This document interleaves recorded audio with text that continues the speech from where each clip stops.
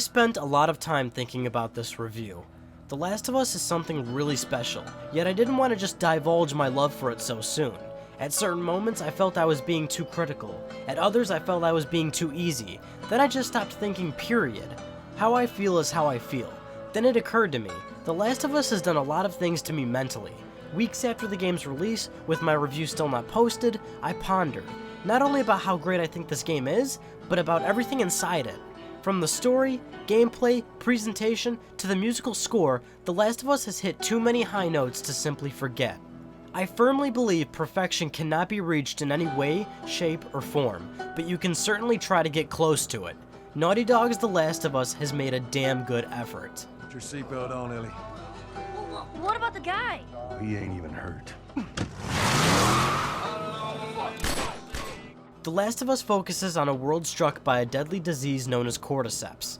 The cordyceps virus spreads fungus all over the brain, and it turns the host into a bloodthirsty maniac. You play as Joel, an average man trying to make ends meet in this apocalyptic world. Turns out, you have a new job to take on: transport a girl named Ellie across the United States. But of course, this isn't simple. Humanity has shrunken. The world is almost abandoned. The few people that are left are either screwing you over or trying to eat you. It's a really rough time. While the idea of a post-apocalyptic world with zombies has been done before, never has been one this sealed tight with authenticity. The Last of Us breathes realism into this world and idea. Joel will periodically reflect on his days before the virus struck. You'll walk into a building and you'll see the struggle those people faced. You talk to someone and you feel the tension in the dialogue, the lack of trust people have with one another. It feels real. What I loved about this world is that Naughty Dog has chosen to actually explain the virus. Every other story in a video game or movie will just tell you, they're infected. But here, they actually have something, a disease that actually exists. Now granted, cordyceps does not affect humans in real life, but what if? Not only is there realism in the chosen disease, but it adds a sense of character. Some of these people no longer look like your regular zombies after the fungus has entirely engulfed their head. It's terrifying. This sense of realism is highlighted even further by Ellie, whom throughout the game has the best dialogue the game has to offer. Ellie was born into this world, and she doesn't know what life was like. As such, she's curious, and she asks questions.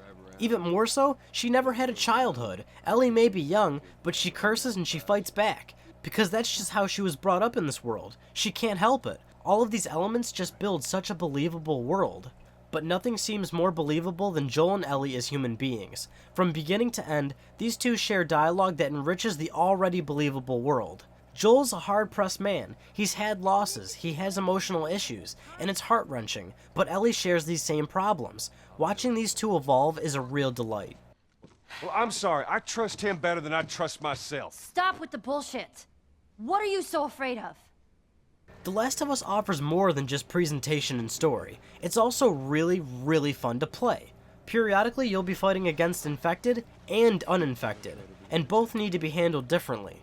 Infected are eerily terrifying, as they stand and weep in their own nightmares until you make your presence known, which you shouldn't, as stealth plays a key role in The Last of Us. You could make noise and get ready for a fight, or you could take them all out silently. It's your choice. The clickers in particular are really terrifying. These are infected with so much fungus that they cannot see, and getting too close to one is an automatic death. But fighting the uninfected may be the bigger fear, as humans are always alert, and they're smart enough to flank you in applicable situations. But having a shootout isn't always the best option. The Last of Us focuses on scarcity of supplies, and you'll be faced with many situations where you simply cannot have a shootout. There's a real sense of survival when you literally cannot fight back. Supplies play a key role in The Last of Us, and they can be found in certain spots. Things like alcohol, blades, and explosive powder can be used to craft health kits and Molotov cocktails on the fly. But the reality is, the game does not pause. You have to make the choice of when to make these supplies, and doing it in the field is a gamble, but you may be faced in a situation where you have to. Other nuances to the gameplay, like holding someone hostage, is key. It's a real useful tactic. Not only is it useful, but it deepens the survival aspect just another step forward. It's all these subtleties to the gameplay that really just bring it home. Come on, man, don't be stupid.